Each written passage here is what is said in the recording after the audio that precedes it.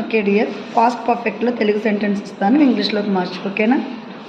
నేను ఇంటికి వెళ్ళేసరికి చెల్లి చాక్లెట్ తినేసింది. My sister had eaten chocolate before I went to home.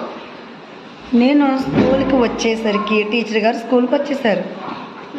My teacher had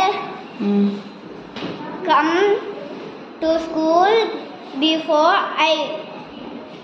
I came to school. Okay. నేను షాప్కి వెళ్ళేసరికి షాప్ క్లోజ్ అయిపోయి ఉంది. The shop had closed before నేను వెళ్ళేసరికి I went to shop. Okay. Before I went to shop. Good. A class నాన్న? Third class.